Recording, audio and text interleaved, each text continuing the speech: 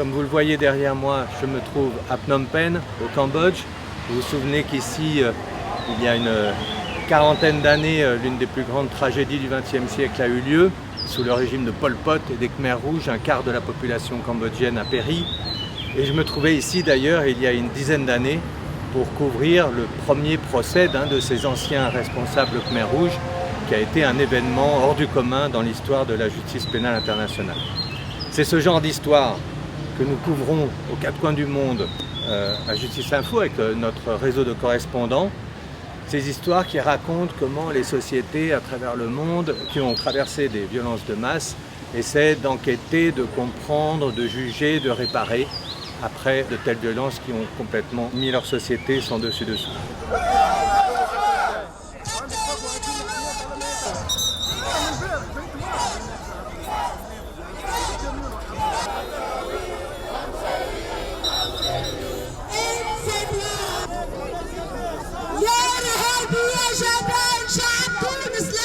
Ce qui est étonnant, c'est que les médias locaux, dans leur majorité, se sont alignés sur le positionnement hostile à la justice transitionnelle des partis politiques majoritaires.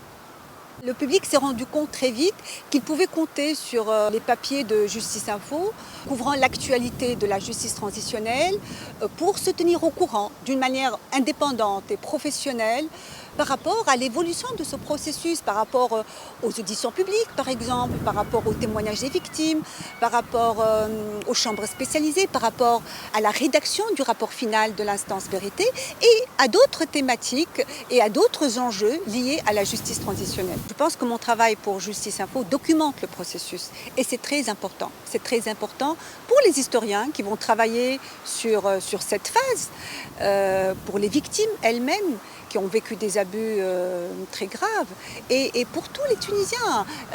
Finissons-en avec cette amnésie que nous vivons depuis des années et des années.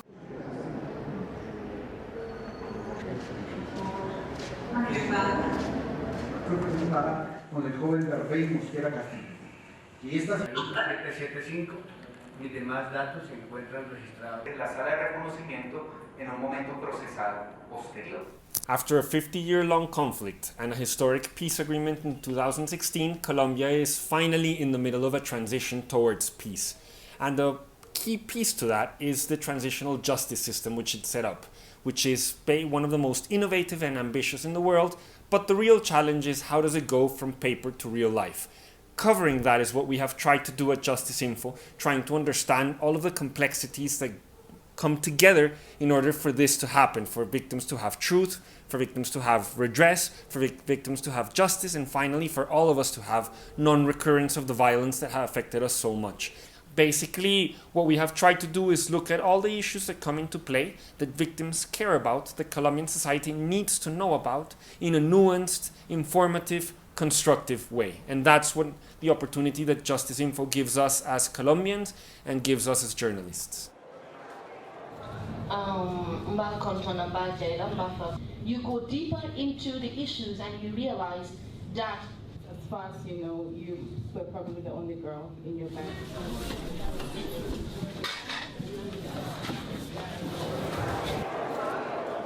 It's very significant to cover the Truth Commission in the Gambia for us because this is Gambia's first Truth Commission and also the country's most significant institution that is tasked with dealing with crimes of the former president who was Jammeh was ruled Gambia for 22 years. And during this time, a number of things have happened. And this is a time that this country is trying to move on, but in order for it to move on, it needs to address the past. And you can't, as they say, justice must not just be done, but it must be seen to be done, and that's where we come in. And we can safely say now that we have, in the Gambia section of the Justice Info website, probably the most thorough summary of all the sessions of the Truth Commission. En 5 ans, nous avons ainsi écrit sur plus de 100 pays. En 2019, c'est près de 300 000 visiteurs qui sont venus sur notre site. Depuis septembre 2018, nous avons plus que triplé l'audience et depuis le début de l'année, on a fait plus de 30% Et nous espérons donc vous retrouver dans nos colonnes, que vous soyez au Cambodge, au Brésil, au Liban, en Allemagne. Et nous nous assurerons que la justice soit vue pour être mieux rendue.